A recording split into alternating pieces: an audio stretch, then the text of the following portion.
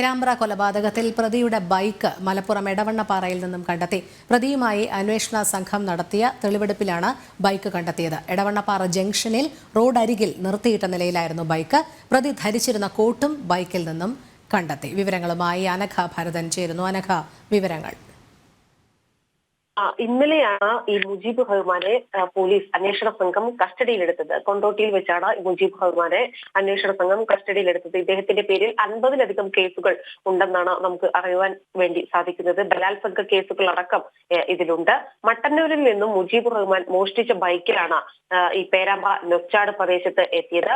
മോഷ്ടിച്ച ബൈക്കിൽ കറങ്ങി നടക്കവെയാണ് അനു ഈ മരണം സംഭവിച്ച അന്ന്, അതായത് തിങ്കളാഴ്ച അനു ഈ സംഭവ ദിവസം ഭർത്താവിനെ ഹോസ്പിറ്റലിൽ കാണിക്കുവാൻ വേണ്ടി സ്വന്തം വീട്ടിൽ നിന്ന് ഇറങ്ങിയതായിരുന്നു. അല്പം നേരം വൈകിയായിരുന്നു അനു ഇറങ്ങിയത്. തിരക്കിട്ട് നടക്കുന്നതിന് ഇടയിൽ മുജീബ് റഹ്മാൻ ഈ മോഷ്ടിച്ച ബൈക്കിൽ സംഭവ സ്ഥലത്ത് എത്തുകയും അനുവിന് ലിഫ്റ്റ് നൽകുകയും ചെയ്യുകയായിരുന്നു. സമയം വൈകിയത് കൊണ്ട് അനു ഇദ്ദേഹത്തിന്റെ ബൈക്കിൽ കയറുകയും ചെയ്തു. വഴിയരികിൽ വെച്ച് ഇദ്ദേഹം ബൈക്ക് നിർത്തിയതിനു ശേഷം ഇദ്ദേഹം കയ്യിൽ ഈ കയ്യുറയും അതുപോലെ തന്നെ കോട്ടുമടക്കം ഇദ്ദേഹത്തിന്റെ ഈ അന്വേഷണ സംഘം കണ്ടെത്തിയ വാഹനത്തിൽ ഉണ്ടായിരുന്നു. ഇദ്ദേഹം കയ്യുറ അടക്കം ധരിച്ച ശേഷം ഈ അനുവിനെ തലയ്ക്ക് അടിക്കുകയും, അതായത് തള്ളിയിട്ട് ഈ തോട്ടിൽ തല ചവിട്ടി താഴ്ത്തി കൊലപ്പെടുത്തുകയും ചെയ്യുകയായിരുന്നു എന്നാണ് നമുക്ക് പ്രാഥമികമായി ലഭിക്കുന്ന വിവരങ്ങൾ.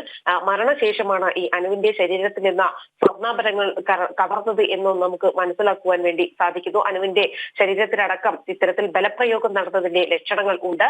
ഇദ്ദേഹം സ്ഥിരം കുറ്റവാളിയാണ് എന്നാണ് അന്വേഷണ സംഘം വ്യക്തമാക്കുന്നത്. ഇദ്ദേഹത്തിന്റെ ബൈക്ക് എടവണ്ണപ്പാറയിൽ നിന്നാണ് കണ്ടെത്തിയത്. രാത്രി മുഴുവൻ പ്രതിയെ ചോദ്യം ചെയ്യുകയായിരുന്നു.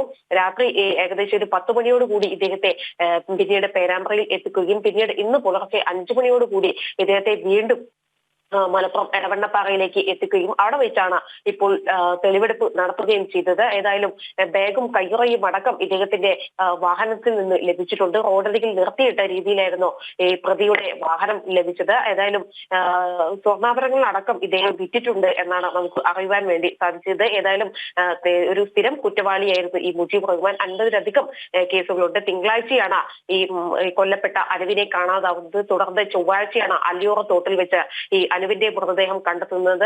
അർദ്ധനഗ്നയായ രീതിയിലായിരുന്നു അനുവിന്റെ മൃതദേഹം കണ്ടെത്തിയത്. ഏതായാലും വലിയ രീതിയിലുള്ള ഒരു ആശങ്കയിൽ തന്നെയാണ് ഇപ്പോഴും പ്രദേശത്ത് ആകെ. ശരി, അനഘയാണ് വിവരങ്ങൾ നൽകിയത്.